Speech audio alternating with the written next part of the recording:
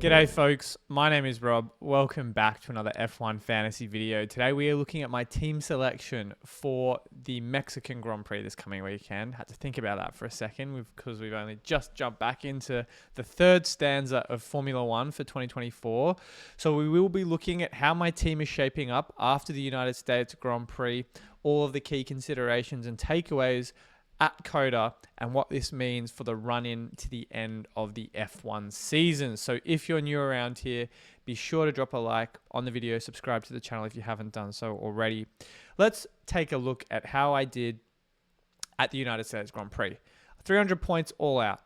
I think compared to how my team's fared lately, it's a huge plus. It was a weekend as well where the 3X chip and an autopilot I saw a little bit of as well was flying thick and fast. So heading into the weekend, I was expecting a red arrow, and coming out of the race week, my rank was pretty much identical to where it was a week prior, which is not something you really see every week. So all things considered, very happy with the result. Avoided the DNFs. There was only one in Lewis Hamilton, but I think the biggest surprise for the weekend was the performance of the Ferrari. Now, heading into free practice, we only had one of those, and then the sprint qualifying that same day, where Ferrari looked good in free practice. Charles and Carlos were the top two drivers through the single free practice session we did have. And then in sprint qualifying, didn't see anything too crazy from either of those two drivers. I definitely thought it was going to go the way of either Max or Lando. But even though George was up on the front row with Max, but obviously Max held off the pursuing Ferraris and Lando Norris to win the sprint race. His first victory since the Spanish Grand Prix, if I'm not mistaken. So that was somewhat of a surprise, but also quite telling for what we could expect heading into the Grand Prix on the Sunday. Now, I think most fascinatingly to me, Ferrari was not really on the radar for many people at all, let alone for the 3X chip. And that single lap and long run pace from the Ferraris, it's a completely different story from where we were, 1 to 2 seasons ago, where their tire deg was pretty catastrophic. And now I think the car is looking very competitive for podiums every single week, and just another weekend of success across the board for the Scuderia. And heading into the Grand Prix, Max and Lando on the front row again for, I think it was the 8th time this season. And so I thought the winner would perhaps emerge from one of those two drivers, but Lando again coughing up a front row start on not just by the end of the first lap, but the first turn. I think there's some debate as to, the battles with Max and Lando over the course of the race. And I think that's a discussion for another time. But Charles Leclerc obviously capitalizing on that opportunity where Lando was pushed off track, and he held on to that position all the way through to the end of the race, and 55 points for Charles Leclerc. Now, Carlos Sainz, second in the sprint race, second in the Grand Prix. He had 42 points for the weekend, and I'm very glad I stuck with Carlos Sainz because I was a little skeptical as to whether or not Mercedes were the real deal. We've seen that so many times this season where they've looked good in free practice on the Friday, and then just whenever it comes to qualifying, even on the race day, they're just not quite with it. And I thought about maybe George Russell, but at the end of the day, I had 3 free transfers, chose not to use any of them from Singapore, and stuck with my gut. Thankfully, it paid off. I know George Russell did come through the field, as we all know, from that pit lane start after crashing out in qualifying. He came home with 38 points. But notwithstanding that, I think Ferrari was just the more known commodity at the time of the deadline, and I was very happy with running this lineup back for another week. For those of you that follow me on Twitter, I did mention I think I've had this same team for 4 weeks in a row now, just because of the particular price points drivers are at. The fact that unless you're kind of closer to the 130 mark, there's going to be very little variation. Some people could get to maybe Oscar Piastri over Carlos Sainz, or let's call it a Liam Lawson over Valtteri Bottas. But more or less the driver lineup and even the constructor lineup is more or less the same. So there's very little margins to break away from the chasing pack unless you go ultra differential, which a few people did with Triple Ferrari and Max Verstappen this weekend. But all things considered, a very good result. Franco Colapinto Another great fantasy performance, another points finish for him. I'm honestly so impressed by this kid. He is the real deal, I do think, and I'm going to be very sad if he doesn't have a seat on the grid next season. But that's 4 price increases in a row for Franco Colapinto. He's on an absolute tear. When he started at Logan Sargent's price of, I think it was 4.8, and is now up to, if we bring up F1 Fantasy Tools, and I do have a bit of time in this video to go through F1 Fantasy Tools, but Colapinto is now at 6.8. So he has gone up 2 million in the space of 5 race weekends since joining in Monza. So big things ahead for the kid. He's now getting up to Valtteri Bottas as the no longer the cheapest asset in the game. So I'm really fascinated to see if he can carry this good form through to the rest of the season and hopefully secure himself a seat on the grid for next season. But I think all things considered, a very good weekend for my team. Very happy with how things are at. And I think the fact that the 3x chip, for a lot of people who went Lando Norris, Oscar Piastri, only got 50 more points than me. I'll take that any day of the week. I think McLaren, I still think they are the best car on the grid. It was certainly an off weekend for them, and it wasn't helped either by the fact Lando lost out pretty big on that first turn. But I do suspect they will turn it around come Mexico. So wouldn't be surprised if we see one of Lando or Oscar back on the top step of the podium come next weekend. But it is another short turnaround. We've got less than 6-7 days until the deadline, and a bit of fantasy content to churn through between now and then. So I'm going to take a look at a few different things I want to discuss in this video, and then pick up where my team selection headspace is heading into Mexico before my final thoughts later this week. Now, the first thing I want to cover off was a really big announcement over the weekend from F1 Fantasy Tools. My co-host on the Fantasy Formula, Adam, did a really good job of writing up all of the different mechanics and how this new tool from F1 Fantasy Tools can be used.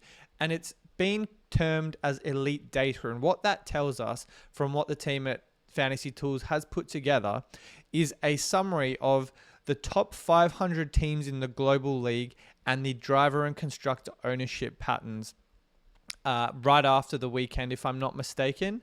And it shows us, I think, a really clear picture of what the template team is in F1 Fantasy at the moment. In addition to that, it also has chip usage percentages by race and by chip, which I think is, again, super insightful for us trying to gauge, when or where the trends are for certain chips at what points in time. So we'll cover off driver ownership first, then we'll jump into the chips.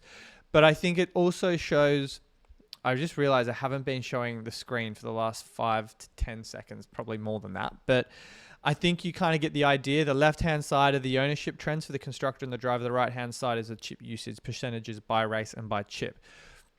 So we'll start with the drivers and the constructors first. You can plug it by either the global top 500 teams based off the leaderboard on F1 Fantasy, or their Patreon 500, which I believe you can subscribe to on the website. But in terms of driver and constructor ownership, McLaren and Ferrari still remains a very template constructor pick right now. Mercedes ownership picked up a lot after their free practice performance.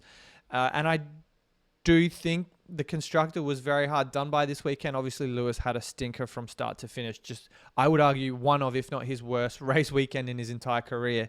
So not a great result for him. Also, a $0.7 million price drop, which we will cover off in just a second. But I think Ferrari and McLaren the kind of stranglehold on the constructor slots right now. Moving over to the drivers for the Patreon 500. And the reason I like to use the Patreon 500 for Fantasy Tools as opposed to the global, I think both very good yardsticks, is that the Patreon 500 for F1 Fantasy Tools is going to have just as engaged fantasy managers, but fantasy managers that probably have a more indicative spread of the ranks. So the top 500 are not necessarily the best 500 in the league. The 500 in Fantasy Tools could go from rank number 1 all the way to, let's call it, the top 20,000. So I think it gives us a much more accurate representation of where engaged strategists like you and I, and if you take my rank, for example, 15.8 K in the world. Not great by any means. Probably people that are maybe not quite as close to the top 500 overall. And I think that's probably more reflective for budgets and teams that are not, 128, 129, 130 million plus, which most teams in the top 500 probably do have. So going back to the drivers and the constructors, I think Lando Norris, very popular. We know how good he is. We know how good he is on his day. And I don't think this ownership's going to change too drastically. Why do I say that? Team orders, as we've talked about in several videos before, the fact that they are going to prioritize him. He still looked better than Oscar Piastri, even though he obviously gave up a chance at winning the race this weekend. And it is, I think, with that higher floor and even that higher ceiling than his teammate, just naturally becomes a much better 2X option. The only other driver at that price point that would really challenge him is Charles Leclerc, who dropped in ownership quite significantly over the sprint race weekend, but obviously made those who disposed of him pay pretty badly. As I mentioned before, on Fantasy Tools, his high score, one of his highest scores this season, actually no, it was his highest score this season, 55. So beat out his win in Monaco and his win in Monza, which is truly a fantastic result for him and his owners.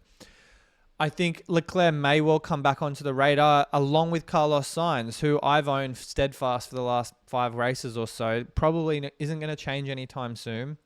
But I think what this does show is if you're looking to protect ranks in your mini leagues, then there's nothing wrong with having highly owned assets, because even if they DNF, the rank hit won't be quite as bad.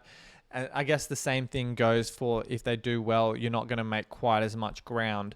But I think what it does say is it is a nice safety net to have Norris, to have Colapinto, even Alex Albon, and then build out the rest of your team with what you can afford based on, I guess, your risk appetite for differentials like Sainz. I will say Russell and Sainz were in opposite positions before the deadline, but I think, again, this will change a little bit heading into Mexico. But drivers like Liam Lawson, you can see from Engaged Strategists, it just is a very accurate representation of ownership percentages that we're not obviously going to see in the F1 fantasy game. And we'll talk about my team selection in a second, but if we go by the pick percentage, oh, that's weird.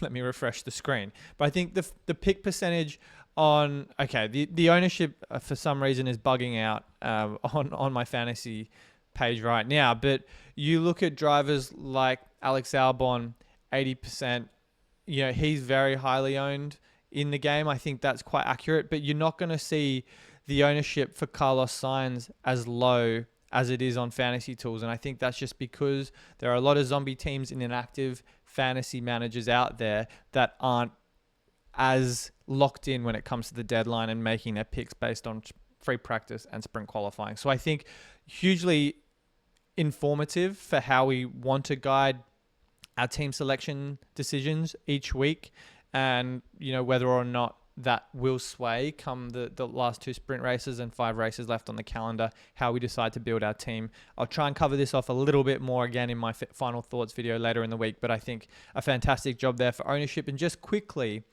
on the chip usage percentages as well, 1 in 4 Patreon managers, let's go global for this one. So not even 1 in 4, 15% of the top 500 use the 3X chip in Circuit of the Americas. We're now up to just over half of all top 500 managers have used the 3X. Surprisingly lower than I think a lot of people expected heading into the deadline, heading into free practice 1 and sprint qualifying. And it was because of the fact sprint qualifying and free practice was such a mixed order that I think many managers were reluctant to deploy the chip. And sure, I think Norris and Piastri did very well, but the points potential for both of them could have been much higher. And it just goes to show that if teams choose not to make upgrades and stick with what they know, like Ferrari, it can certainly pay dividends. So I think a lot of folks, because they were reluctant to use the 3X chip in Circuit of the Americas, will certainly prioritize Brazil and Qatar, the remaining 2 sprint races on the calendar, to use that. Brazil, I think, is going to be very popular for the no negative. I wouldn't be surprised if we see at least 10 to 15% of people use it at Interlagos because of the fact it is a sprint race weekend. DNF history, wet weather trends. So I think that's kind of a perfect storm, pardon the pun, for that chip. Then Limitless, just about everyone's used their Limitless chip. Does not surprise me. The most advantageous time to use it is in the earlier sprint races. We saw almost half of people use it at China. And why I like to use the Patreon 500 over the Global 500 is that I think the Global 500 are obviously people that have made the correct decisions every single week, but people like you and I are not going to get 100% of the decisions correct. And I think that's quite representative of the fact China was a much less used Limitless weekend than than the Miami Grand Prix, which is when I used it, for example. So I think that's why I like the Patreon 500 just much more, because it gives a much more accurate representation of people like you and I, and not the top tier of fantasy managers right now. And then I think Autopilot still 50% to use. I wouldn't be surprised again if we see quite a few people use it at Interlagos, Qatar, even maybe Mexico or Las Vegas. And Final Fix is it's a bit of a scatter shot, that chip. So I think I used it in the second last race of the season last year. And honestly, if you didn't use it in Baku, like 14% of us did, I think you made the right call. So that's a quick summary of F1 Fantasy Tools elite data that they've rolled out recently. Check them out on Twitter. I'm a huge fan of the information they're able to churn out every single week because I think this is going to be extremely useful heading into the last 5 races of the season. Now, heading back to some other key talking points, Ferrari Constructor is now an A-tier asset. Coming out of the weekend, they went up 0.3 million from 24.7 to 25, so their price increases are going to be less than what they would be as a B-tier asset.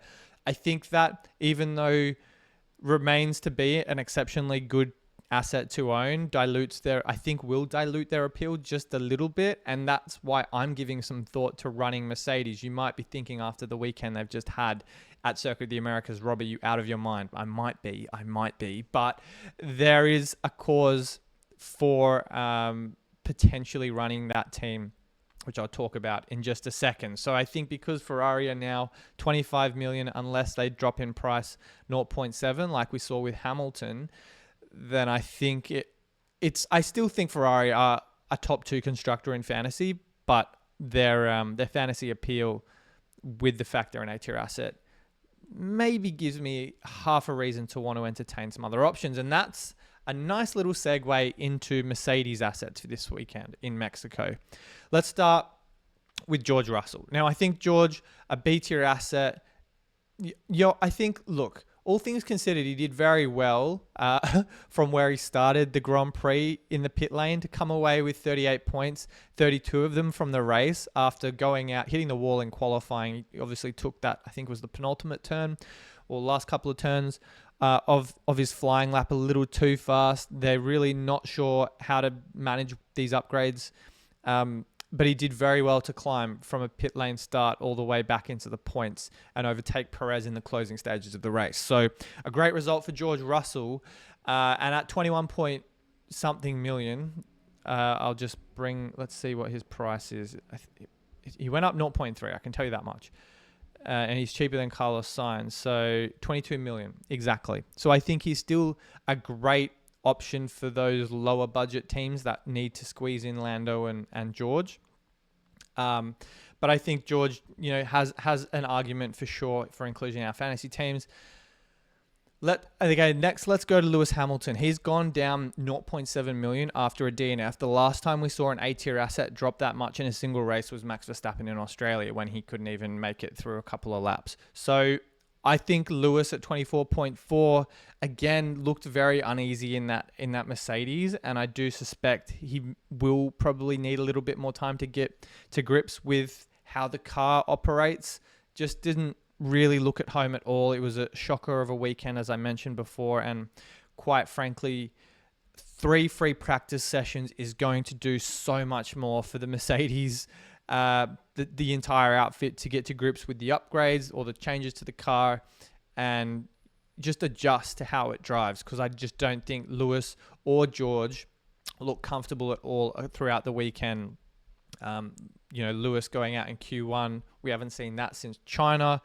He obviously crashed the car in the Grand Prix and then just didn't make an impact in the sprint race. I think he finished sixth if I'm not mistaken. So just a tough weekend for him. Not someone I myself will be entertaining, but, at 24.4, a B tier asset, he's got a little bit of growth more than he would be as an A tier, which I think as an A tier, Lewis Hamilton isn't quite anyone's cup of tea.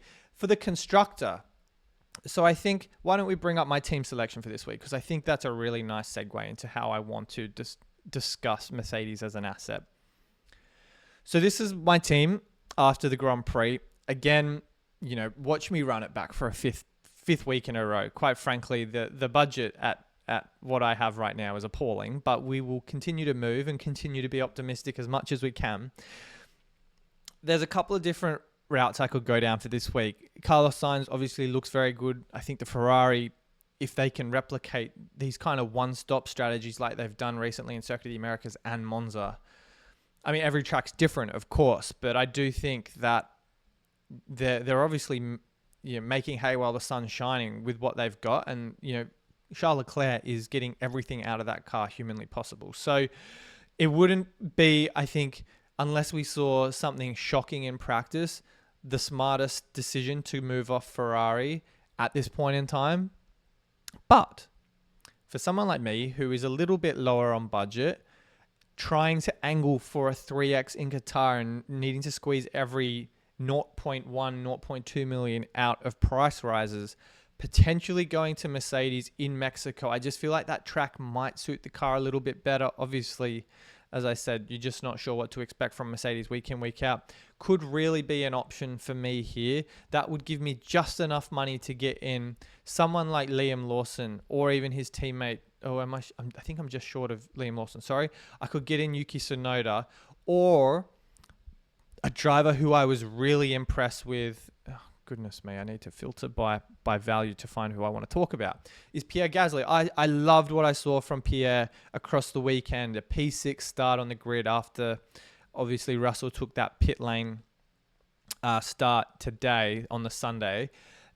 He looked like a weapon in Q1, in Q2, in Q3. I was really impressed. I think he was very hard done by to go from his starting grid position all the way to outside of the points. I think it was 12th he finished. Let's just look at the race position so I know exactly what I'm talking about. He finished 12th. So I thought Pierre would have been on for a really good shot at points. He had the upgrades. Esteban Ocon did not. Funnily enough, it was Ocon who scored the fastest lap to take 1 point off Franco Colapinto at the death. But I think Gasly just looked a cut above his teammate. He's at a very friendly price point too. 9.5 million. I know I've, maybe dissed him a little bit like at various points throughout the season, but the upgrades seemed to be working. I was really impressed by his drive. It was that 6-second pit stop that really undid him, and just an appalling strategy, I think, as well from Alpine today. So I don't think owning Pierre Gasly is a bad idea at all if he looks anything close to the kind of qualifying performances we saw at COTA over the weekend. I think why Mercedes, it just gives me a bit more budget to grow. Yes, they only went up 0.1 million. That's not something we're going to see every week. If we go back to the price changes, they're usually closer to a 0.3 most race weeks. 3 in a row before this weekend. Yes, they had a couple there. I'm not expecting $1 million increases like we saw in Monaco, but I think 0.3 is something that I can expect. And Ferrari is now only going to go up 0.1 as an A-tier asset, assuming McLaren continue to do as well as they do. Ferrari's ceiling for a price increase is 0.2. So even a great weekend for Ferrari is not going to be as good as a good weekend for Mercedes, if that makes sense, price increase wise.